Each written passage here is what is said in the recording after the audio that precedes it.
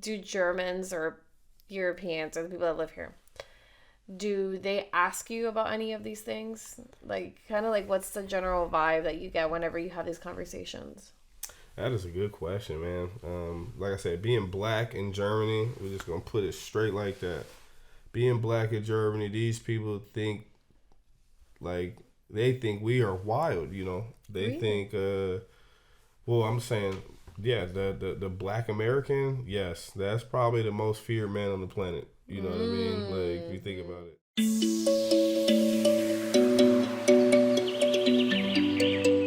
Welcome everyone to another episode of Work in Progress. If you're new here, I'm your host, Barbara, and to my left, or to my right if you're watching, is Lucky. Say hi to the people. Yes, what's up everybody? My name's Lucky, and you know, you can call me Luck. It doesn't matter to me, but yeah, that's me. So introduce yourself to the people, like tell them how did we meet? You know, I remember, well, actually we met, what was it at this point, 2021, so almost 2 years ago. I think it was like pre or after Corona, or it was like during COVID times, kind of. It's so like that time is a blur. But I'll tell the people how we met. We met when after I finished my au pairing time, I got my first official job here as an English learning guide, which is, in other words, an English teacher at a private kindergarten that will go unnamed for the privacy and protection of where we used to work, because Lucky no longer works there. Mm-hmm. But yes, so I worked there for a short period of time for reasons, again, that I'm not going to get myself into. But it was an experience. I enjoyed it very much. We bonded, I feel like. Definitely. You know? And I think this is a perfect segue from the previous episode of the podcast, because if you haven't watched episode 8, you really should, on why Americans are leaving to Europe. Lucky, where are you from? Tell the people a little bit about you, because I think this all connects perfectly. Definitely. So like I said, my name's Lucky. You know, I'm from California, Sacramento to be exact. You know, the capital. Other than that, you know, I was born and raised. You know what I'm saying? Then played football, stayed in all areas of Sacramento. And yeah, you know, now basically time flies, you know, college and things like that. And, you know, a lot of decisions get made. But, you know, now I'm here. Mm-hmm. And yeah, so one day, you know, I'm looking at my phone. I get a message on LinkedIn from this girl Barbara, you know. I'm just like, okay, interesting, you know. And that's pretty much, you know, what brought us together. You know what I'm saying? It was just crazy how, you know, Americans can easily feel comfortable with just reaching out to one another, knowing that, you know, we're all overseas. But that's because we have a mutual friend. Now I'm remembering now, because we know Frances. Yeah, shout out my homegirl Frances Wang. You know, she's doing her thing as well. You know, big time reporter. You know, big time anchor in Sacramento. So shout out to you. But I think she's in Philly now. Well, hey, you know, shout out to you anyway. You know what I mean? That's still dope what she's doing. You know, but yeah, that's how we met. And man, like, it's crazy how time flies, because now you're still here, you know. I'm still here. So let's get into that. What brought you here and what has kept you here? Oh man, so the thing that brought me to Munich, Germany was basically football. You know, I played football, like I said, all my life, you know, college, high school, and pretty much now I'm here. And I accepted a contract to play, you know, just temporarily. And did you get that offer being in the States? Yes. Yeah, so I got an offer to play, for a club out here in Munich. And after that, you know, I got here and things were totally different than what I thought it would be. So that alone just made me curious. You know, just, I don't know, you know, maybe 6 months is not enough time for me to see this place, you know, because if I go back, who knows when I'm going to come back again. To here. Exactly. So, you know, no offense to all my German folks, man, but I've never met a person in my life, you know, that was just said, "Oh man, I want to go to Germany one day." I've never heard that. You know what I'm saying? But the feeling is mutual. You know what I mean? So this is not a diss, you know, but I'm definitely thankful for, you know, being brought here for, you know, for work. You know what I mean? Yeah, but it is work, Lucky. It's exactly. not work, it's work. Exactly. Well, you know, I love it, so it's not really work to me when you love it. You know, you'll do it for free, just as I have been for, you know, most of my life. But yep. So that's why, you know, I came here. But thing that made me stay. Yeah. Was, man, this is probably gonna open up a lot of topics of conversation. But it was just basically, you know, I had to look at my life in America. I really had to, you know, do some reflecting, and yeah, like things, you know, weren't going as well as I wanted it to, you know, as I thought it would go. And how old were you at that point when you had that realization? Oh man, I think I was about 20. I was fresh out of college. I know that much. I was about 20, 24. Okay. 24 or 25. Okay. And yeah, so, you know, going through the realities of life, you know. What were those realities? Like, what were you dealing with at that time? Okay, so basically, you can get as personal as you want. Okay. You know, basically, you know, if I could put it all in a nutshell, you know, and I'm sure a lot of people could relate to this. A lot of athletes, you know, whether male or female, you know, basketball, hockey, football, whatever, you know, whatever you're playing in college, you know, you're shooting for the stars, you know, and so, you know, it's really rare that most of these kids got, you know, things figured out after college, you know. Most of us, you know, go home, live with family members and things like that, and that's what I did basically. So I just moved back home thinking, okay, well, you know, let me work out and let me do this for the draft. And you quickly realize that, you know, things change, you know what I'm saying? Whether it's your relationships with people, you know, who support you, you know, people who love you, you know, people, whether it's friends or whatever. Yeah, like I said, you quickly realize that, you know, this isn't college when you get home. You know, like these people have shit to do. They got things to do. They got a life to attend to, you know. So when you're coming back and you've had this treatment in college, you know what I'm saying? You're a star basically, you know, you get everything for free, you know, everybody's, you know what I mean? Yeah, right? I know what you mean, because I went to USC and like the athletes or the football players there were like treated like LA's football team, like the city's football team, you know, and that says a lot. And I'm pretty sure, I'm not, again, don't quote me, internet, if you can fact check me, go right ahead. I'm pretty sure even like if you bought like a specific football player's jersey, I think they get a commission from it or something like that. Like they get some money. They get a little bit of money. Yeah. That was back then. Yeah. And they, oh my God, I remember. Pre-NIL days. Yeah, they would get like exclusive things, like, I mean, stuff, you know. I mean, I was never involved in that world. I would just hear filtered information. And I mean, also they get drafted pretty early on, so by the NFL. So yeah, exactly. So you know what I'm talking about, right? Yeah. So, you know, I'm getting home and all of a sudden, you know, people is treating me, you know, like I'm not that guy. You know, they're, oh hey, or you need to clean up. I need to do what? You know, like, or you need to figure out how you're gonna help pay these bills. What? You know, that's not what you were saying when I was, you know, back like 3 in college, years ago. You know what I'm saying? You know, doing my thing. Oh, I'm so proud of you. I miss you. Come home, bam, right? Reality hits you. Adulting is, in other words, very ghetto, I think. Exactly. Adulting, man, is it really hits you, man. And the thing was I had a hard time dealing with that.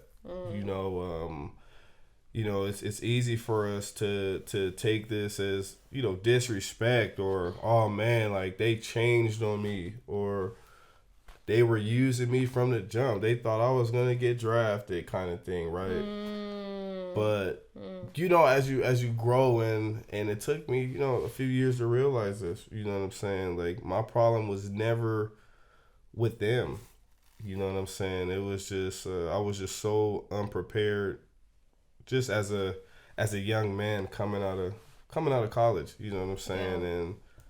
And of course, you know, you're telling me, my family's telling me things I need to hear. I don't want to hear it, but yes, I do need to figure out how I'm going to help with bills. I do need to figure, or, you know, go keep doing what you're doing, and, you know, find more opportunities. So that's what I did. You know, I didn't like that. Oh, I'm not paying bills. Fuck all that. You know, I'm not doing that. Okay, let me, you know, keep on. You know, not get down on myself because, you know, shit ain't going my way. Yeah. So yeah, you know, I found another way out, and but that's why I'm here. Did you feel like leaving the U.S. was your way out? Or, I mean, did you think that when you got that offer to play American football over here, was that like a permanent move? Oh, man. Let's talk about the word permanent. You know, see, I watched the last podcast, you know what I'm saying? That one, but yeah. Go watch it. It was no, I didn't. If, like I said, if you would have woke me up and told me you're going to be living in Germany in the next couple years, you know, I would have believed you. And I had a whole life too, because you have a whole life here. Exactly. I got kids, man. You know, I got a family, and but, you know, we'll get there. You know what I'm saying? But so no, I did not think I would be here. I was mainly here for the experience. You know, I couldn't hang my cleats up, you know, at that time and still be wondering, oh man, like, I wonder how it would have been in Europe. You know what I mean? Like, a lot of teams were reaching out to me, and to just not take these opportunities is, you know, it could cost you. Right. And let's also get into the whole costing of it all, because obviously I think a lot of people that are either listening or watching this podcast, and in reference, if you are coming, thanks to the previous episode about why Americans are leaving Europe, seems like it has touched some sort of open wound for a lot of people right now. And I love that you reached out to me, because I was like, okay, like, he's going to give me a different perspective, because, you know, there's so many things to you that make you so intersectional, right? Like, you're a man, you're American, you're a Black American, you know, like all these things that, especially living in a country, and especially living in this part of the world that is so homogeneously white. Right. You know, like, that's also another experience. And I feel like also people back home in the States live such intense life on a daily.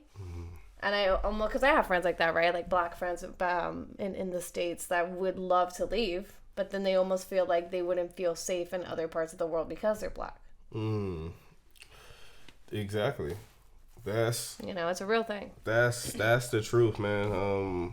Like I said, being who I was, where I came from, like I said, I don't know not one person that will voluntarily get up and go to Germany. You know what I'm saying? Like, I'll say that. And another thing is, you know, I haven't had visitors from family, you know.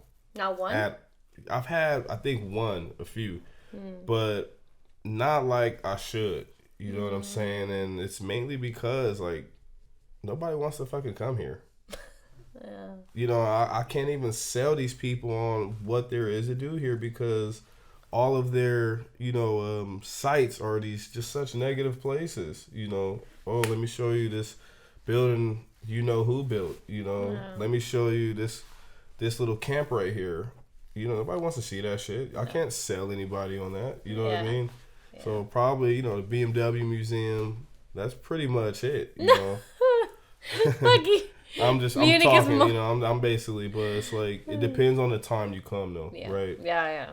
You know, I try to get a lot of my guys out here for Oktoberfest, you know, things like that, and well, thing like that. That's pretty much all that's nature, fucking going on here. lucky nature. You know? But Let's sell it to the people. But anyway, yeah. Yeah, like, you know, nature. But like I said, we have a lot of crazy nature back home that needs to be explored. You know, we got 50 states, so it's really hard for, you know, people to get up and leave. You know what I'm saying? Yeah, but I think it's because of the fact that they see it that it's so unattainable, right? Because, you know, people think, oh, I have to uproot my entire life and, like, leave their comfort zone, but you were willing to do that, you know? And also on top of that, I just, like, leaving is one thing, staying is another, you know? That really is. And it's personal for everybody. Definitely. And I think it's a collective experience. It's like, I think the American collective experience, obviously, everybody to a degree is a little bit more intense or different than others. Right. You know?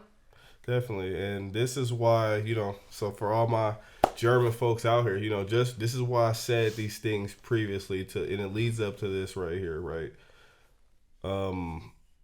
As somebody who, you know, was wrong, you know what I'm saying? Who was literally wrong about what I thought and what I read in my books, you know what I'm saying? I was going to let these things keep me from seeing the rest of the world, you know? So basically I'm here and I'm honored to be here. You know what I'm saying? I'm really happy here, you know? How has it changed you? Man, it turned me into a man. I would say that. You know, I take pride in all the things you guys do here. I love it. You know, I love being on time. You know, I love you know, going to work, you know what I'm saying? I love getting paid. You know, I love Well, you're not getting paid before. Well, it's not that. It's just, you know, I love just the safety. I love that I could just get up and go to work and come home. Pretty much 99.9% of the time. You know what I mean? Unless I'm the one that's fucking it up. You know what I mean? So, you know, I love the safety. I love the quietness. You know what I'm saying? I love how everybody respects, you know, one thing, which is the rules, you know, how to conduct yourself, how to carry yourself. You know, these things mean a lot to me, you know. You know what I'm saying? These are the things that money cannot buy you at all. You know, you can't really, it's really hard to find places like this in the world today. Yeah.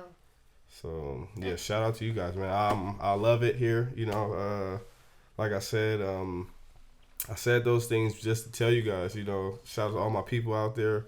I love it here, and I don't really see, you know, myself in a rush to move back home or anywhere else at that point, you know. Yeah. So, yeah. You're here for the long haul. Basically. So now that we talked about all the good, we have to, because I know we've had these conversations and it actually made me laugh, some of the interactions that you've had here. I think maybe at the beginning every time, I don't know if you still have these sort of interactions with the people here. Oh, you know, man. I'm Can we talk about it? keep it a band with you, man. You know that. We have to talk about it though, because I remember there was like one incident where you said that you had in the supermarket with somebody like thinking that you cut the line. Oh. Remember that? You made a whole show about it. I tell this story still faithfully, man. It's such a good time in my life, you know. These things, I will do it again. You know what I'm saying? Because a lot of people need to learn, you know. Yeah. And it's one thing you said previously, you know, and I'm going to connect it with this right here. You know, you said it's a lot of, you know, white folks. This is predominantly white. Everybody knows that. So it's nothing, you know, nothing to raise a fucking uproar about, you guys.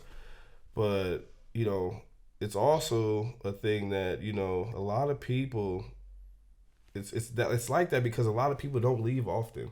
You know, vacationing throughout Europe doesn't count. You know what I mean? I'm sorry, you guys. You guys got to get out of here. You guys got to leave and see other people and talk to others. So that's basically what this situation came down to, right? You know, this guy saw me and a friend. We were in Etika. This is the one at Hauptbahnhof. So you know how crowded this is. You know how many people are there.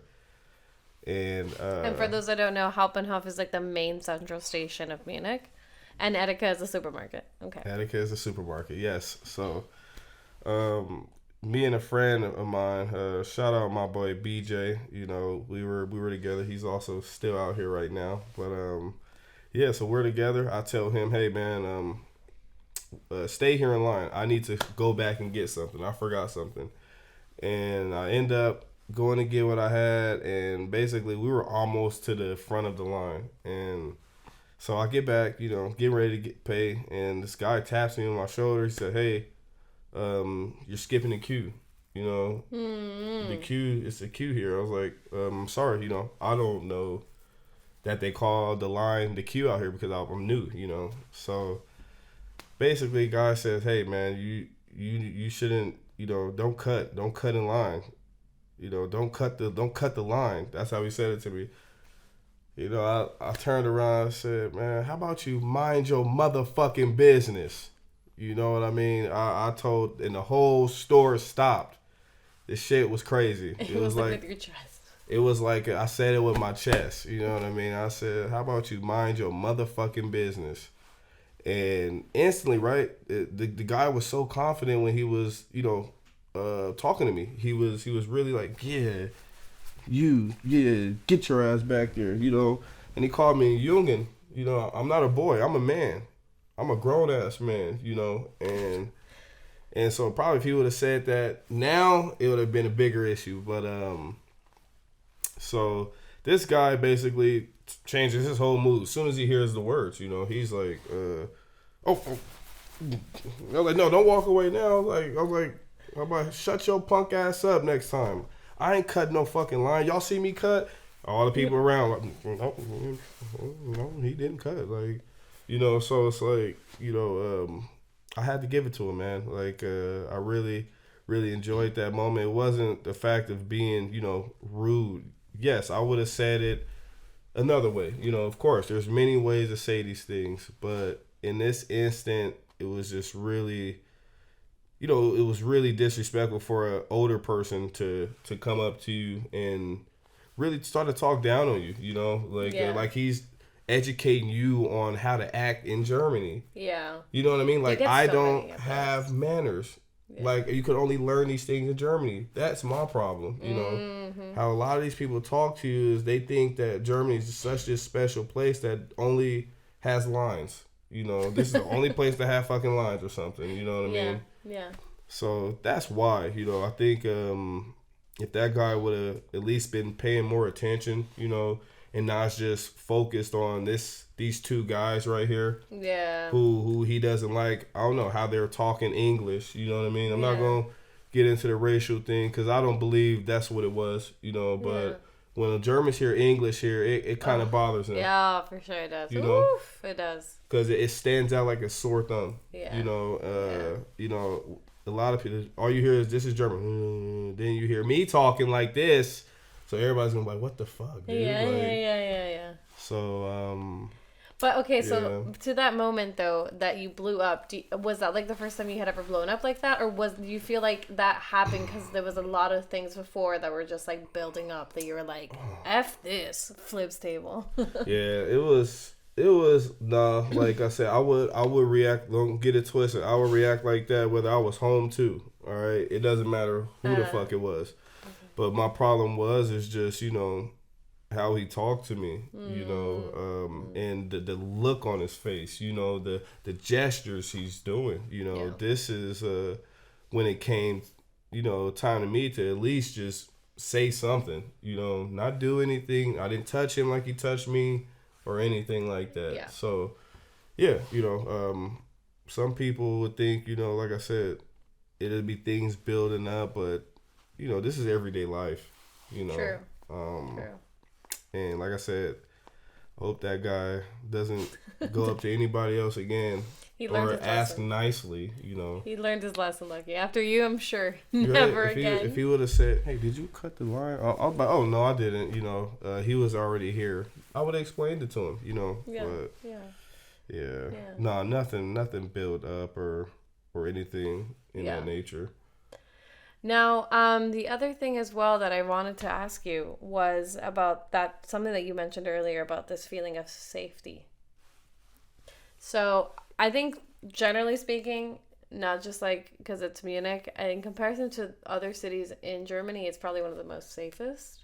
Personally, Definitely. I think if you've traveled around Germany, you can compare from other cities, other major cities. And I think that's something that the longer that you live here, you take a little bit for granted. Mm-hmm. But I think at the beginning for you, how was that like? Did you feel like it was a bit shocking?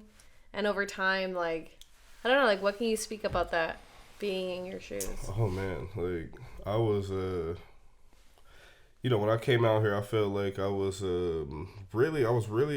I felt really aggressive as an American coming to such a more simple, slower pace type of lifestyle. That right there just had me kind of bothered just because it's like, well, if it's that safe, then that means anything could happen. That mean nobody ain't ready for nothing. That mean everybody just in this fairy tale land. You know what I'm saying? Yeah. So it kind of bothers you, but like I said, these are kind of qualities that you just gotta learn to manage, because you don't want to lose. You don't want to lose like the respect for fear. You know what I'm saying? This is a real thing, that people here don't really experience. You know what I'm saying? But with me, that was my thing, and I'm really glad now that I'm adjusted to this lifestyle.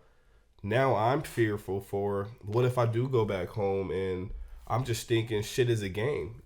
I'm thinking, Like oh, don't you talk to me like that when I don't need to be. I need to mind my fucking business, like I told that man. But what if I do that to somebody else now? So these are kind of things I think about, and here that's kind of a thing though for me. Yeah. I don't want to just lose basically my, I don't know, like, I wouldn't say Americanness. I would just say some of the good qualities that make me who I am. I don't. Yeah, that's such an interesting point, a valid one too, because I think I've also had those same thoughts. But I really, especially coming from like the places that we come from, like, I don't think I'll ever lose that. Right. I'm always very vigilant and like, yes, do I feel more calmer here and safer? Of course, in comparison, to home, but. Even when, for example, whenever I'm traveling, I'm always like on it, and I think that's just programmed into our DNA. Definitely. I don't think you're ever going to lose that, but I get the sentiment. Like, I get where you're coming from, because it is obviously a concern. The longer you live here, you're going to change, a transitional point, to get into that you mentioned about how you yourself have changed, where you don't take things as personal anymore. So like, can we get into that, and like, what things have you noticed about yourself? Oh man. That's changed. Man, I think Nipsey, the late Nipsey Hussle said this. He said that he said us as black men, but I just look at it all in general. I think we all need to really sit back and think about it. Don't be so quick to react on disrespect. You know what I'm saying? We gotta learn how to handle disrespect. So because most of the time it's not personal. So that's my thing. I really need to. I really learned to think about things. I've heard some crazy things. Being here. That were just said to me, and I had to learn, keep learning. I'm still learning on how to navigate these situations, Can you, if you don't mind me asking, can you give an example? Like maybe a recent one? This just happened basically. So, I retired basically, and retired what? I retired football. So I'm no longer an American football player, right? So that's what they call it here, but I had to say the American football, right? For my viewers, yeah. So, my career basically just, came to an end happily. But the situation that basically happened is just, business wise, you know, certain clubs and things like that, they feel like they don't have to follow the rules, or you know, or uphold, you know, agreements and things like that. And basically, I felt really disrespected just because, you know, when you do something for somebody, you know, you get your reward, or you at least uphold that the same respect that you had with that person. You know what I mean? Like Yeah. like a service. You Yeah. do something, you get paid for it. You're supposed to get paid for it. Yeah. An even exchange. Exactly. Mutual. And so, you know, I come back to this team and they basically just act like we didn't, you know, sign a contract, didn't agree on anything. And so, you know, from there, I wanted to just, you know, go straight to the source, you know, straight to the coach and like, what the fuck, blah, blah, blah, blah, blah. You know, like, you got me fucked up, you don't do this, you don't do that. You know, it's easy to do that. But I had to, you know, really think, like, Lucky, you know, do you want to, what would happen if you do that? You know, replay these situations already because, you know, I've already been through them. Yeah. And so that was a big thing for me. Now switching gears here, on the other topics of like, I guess, disrespect and all that, that's from the professional side, and I'm glad to hear the maturity is definitely like here and there and gonna stay and evolve into something even greater. So now when it comes to like the personal things in life on your day to day here, is there anything that like you haven't mentioned though that you feel like to those that are watching back home that will probably listen or watch this episode will probably want to know more about, or that these conversations that you have with people from your people from back home? All my people back home is family, you know, so okay.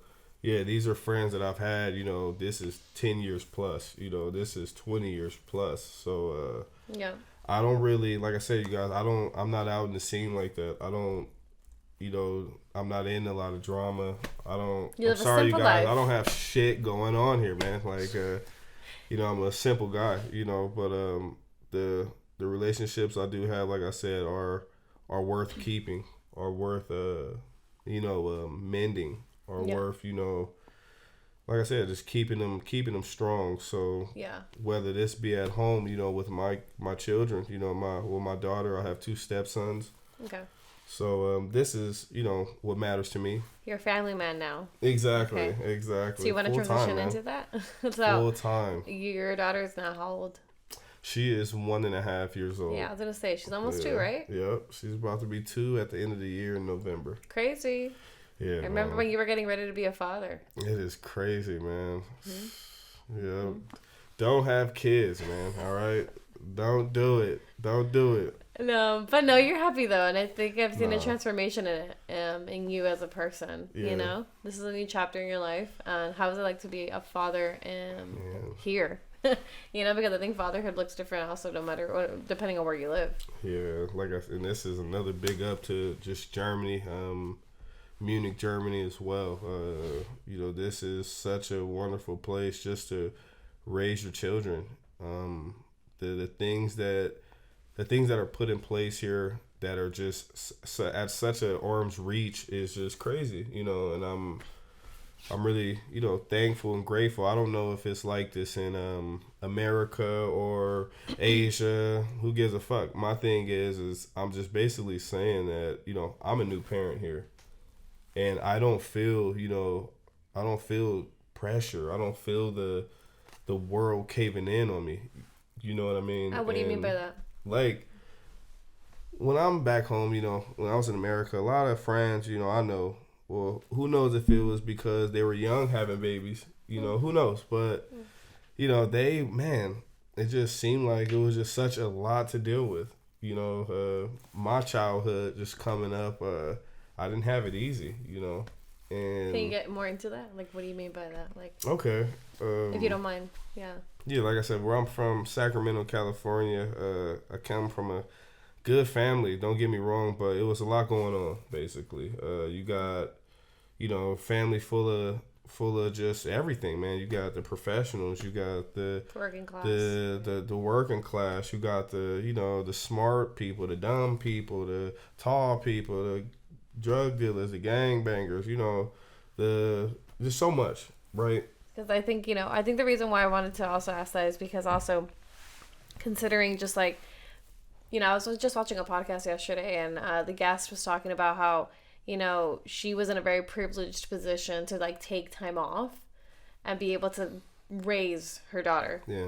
You know, and I think a lot of people back home don't have that privilege for so many factors that are against them, whether it be a race, whether it be a class, you know? Yeah, and that's basically what I was, you know, basically trying to get at. Is it's like, you know, my childhood, my mom had to work, but no, it was rare that like I just had both parents in the household. You know what I mean? Like they were always doing something. Okay. And so that was your childhood. Yeah, but you know, like I said, it's a lot more to add to it. You know, have me on next time. You know what I'm saying?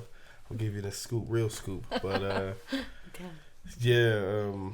So it makes me appreciate just you know, just being a parent. You know, I feel like even single parents, I'm not saying it's easy. No. I'm definitely not going to do that, all right? I know how hard it is, but I'm sure it's easier in Munich, Germany than it is wherever the fuck you are back home, you know? Yeah, in the States especially. Exactly. So many things against you, I feel, you know? Yeah, exactly. So many things. So, you know, It takes a village to raise a child. Thank you. And back home it is tough, you know, in that village. Yeah. Within that village. So, yeah, but here, like I said, I don't got to worry about a fight just breaking out while I'm out with my daughter. You know, I don't got to worry about just crazy things that you would never think of happening. Like, for example, I mean, like, to those that probably don't know where you're from, like, was it an environment that was just, like, hostile? Oh, yeah, kids die, you know, babies die. This is a crazy place, man. But like I said, I love it. You know, I'm really proud of where I'm from. But until things, you know, change and you see more opportunities, which things are starting to get better, of course. But, you know, it just makes me fearful for my little ones. Yeah. You know what I'm saying? Like, it makes me not even... Like, it's not even a question, you know. If my daughter has to worry about, you know, just like not having a peaceful sleep at night, just because sirens and gunshots and all these things, like, you know, I won't bat an eye to keep her here. Yeah. You know what I'm saying? Because you wanted her to have the things that you didn't. Exactly. Yeah. So that's all I'm saying is like that little girl means everything to me now. So it's not really about what I want. I could care less about what I want at this point. You know, I'm all in on, you know, taking care of these kids and just, you know, trying to just be a better, you know, man every day, I guess. Yeah, you know. It's very, very touching. Very touching. I got you, man. We're gonna start crying here on the podcast. Yeah, no. Yeah. So, you know. And now in hindsight, though, like, just seeing the current situation that's happening back home in the States, has much changed, do you feel like? Do you feel like it's going for the worst? I think it's going for the worst. You know, I'm not gonna sugarcoat it. You know, I think America is pushing some type of agenda, and it's spreading. I don't know if anybody's paying attention. That shit is spreading like wildfire right now, and it doesn't matter what it is, though. What it is, if they want to spread that shit, it's out there. And once it hits... Can we even get more specific, though, about how... And I was just talking about this with my team. We were talking about how, like, it's crazy how, like, anywhere you go now, it's like you're at a potential risk of getting shot. Like, you drive... I don't know if you're following the news, because, like, I feel like it gets filtered over here so often, or I don't know if it's because I'm an American and I'm tapped in. Filtered. But, like, insane how, like, you hear stories of, like, somebody by mistake driving into someone's driveway and getting shot. Someone getting into someone's car by mistake and getting shot. Neighbors telling their neighbor, hey, can you not make this much noise or stop shooting your gun around or whatever at like almost midnight, and this person being drunk and then shooting them up because they were literally just trying to quiet down the noise for their child who was sleeping, and then they ended up dying. It's like ringing somebody's doorbell, you get shot. Yeah. Like, what the heck is going on? And that's exactly, what was on my mind, when you were asking me about, just, hey, I don't want my daughter to just have to worry about these things. You know what I mean? And I am militant about that shit. I don't care what I need to do to give her that environment, but I'm going to keep doing what I'm doing, Yeah. At the cost of my happiness. I don't care, because it's not about me anymore, right? Yeah. But that's exactly what I meant about just, a fight breaking out of nowhere, or, just gunshots and things like that. Because, but those things have been happening. It's just now that it's just getting looked at more, and that's for a reason. I don't know why, America wants to keep putting that out, but at the end of the day, it's the land of the free, people got phones. I mean, I think the difference between your childhood and those times and now is that I think because of phones and social media, it's more in your face, right? Exactly. And people are able to like document it more than back then. Yeah. But because that was something that you lived, obviously that's not something that you want now for yourself or your family. Like if I hear them, it doesn't like.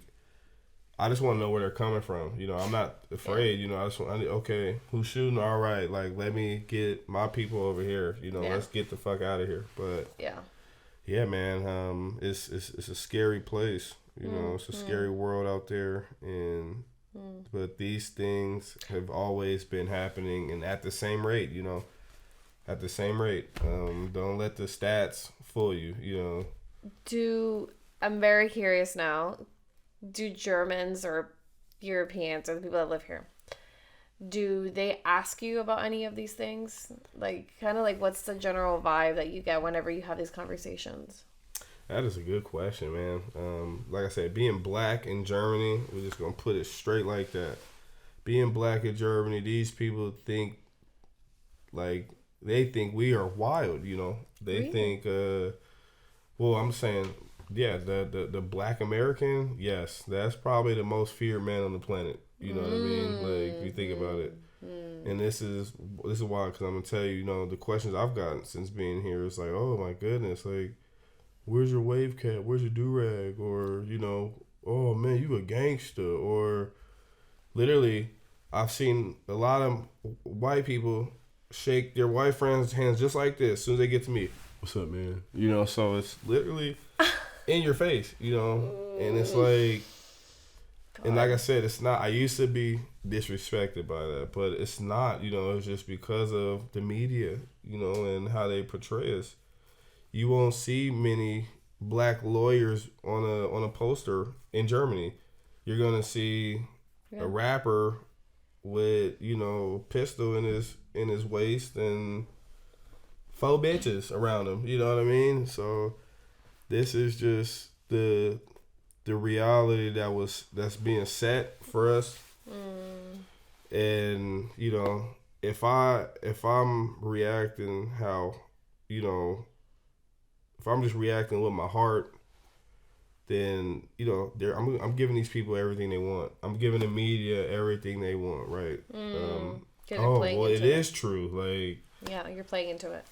Exactly. So like, as a man, as a black man out here, I've already realized that that's why the media is like that. They want us to, to get worked up because of the image that they're putting out. We're not putting that shit out, so why are we worried about it? You know what I mean? So my thing is I'm just trying to be like I said, a better man and control what I can control, and I can always control my reaction.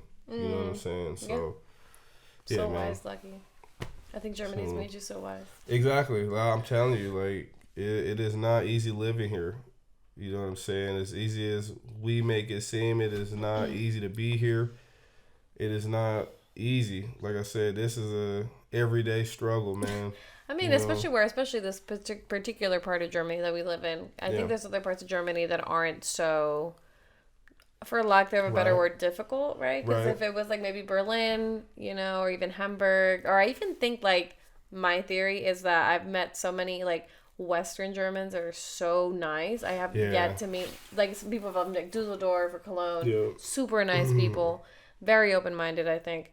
And I think those like having an experience there is vastly different than like the most conservative part of Germany, which is where we are, you know.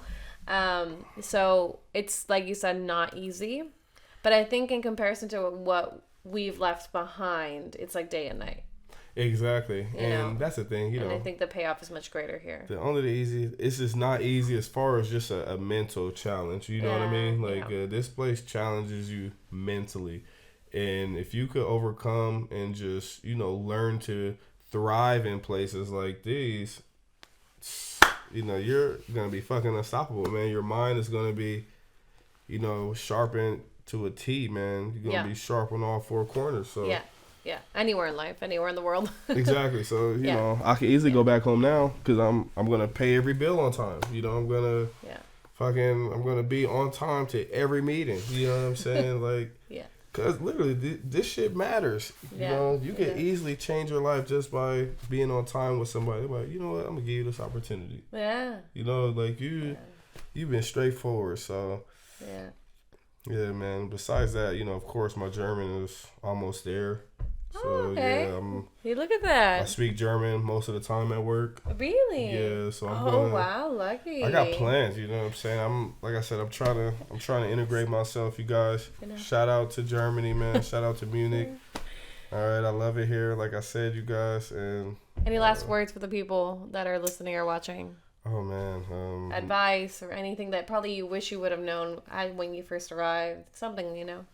Yeah. Some inspirational man, you guys, for anybody that's, you know, that's in our shoes, you know, if you're American in Germany, you know, don't expect it to be like home. You know, don't come here thinking that these people should do this because that's what you're used to. You know what I mean? That's the most ignorant mindset you could come out here with. You know what I mean? So make sure you just open up. You know what I mean? Make sure you actually listen. You know what I'm saying? America is not the most powerful place. You know, yeah, it might be, but at the same time, everybody don't think that. True. All right? Everybody don't think the world of you just because you American, you know. So just come out here, you know, humble, you know, willing to learn, willing to speak to others, you know what I'm saying? And like I said, just apply yourself, man, and you'll be straight here. Yeah. Be comfortable with being uncomfortable. Definitely. That's what I would say. You know. Definitely. Yep, I didn't have my quotes right here, right? Next time I'm going to be ready, you guys. I got you. Don't worry. Yeah, man. Well, now that we're reaching the end of the podcast, I want to say thank you to everyone who's made it this far of the conversation. Gonna reiterate everything. Do follow us on social media, Work in Progress Media, and subscribe to the channel if you're watching. It means so much. Every person that subscribes, comments, likes, engages, all of the above. Last thing, because we're gonna take a momentary hiatus just for the fact that we are like a small budget production over here, you know, the small team. It means so much to actually support the Patreon. Check it out. I'm also going to be looking into other ways on how to essentially bring more quality content to you guys. Lighting is such an essential thing, for example, which I've gotten feedback on, but you know, this all comes at a cost. So yes, if you have any questions, reach out to us. If you want to, support the podcast, leave your comments below, email me, DM me, get in touch. There's ways, and we can talk. But thank you so much to everyone who's made it this far. Thank you, Lucky. Thank you, Barbara. I appreciate it. Of course. And see you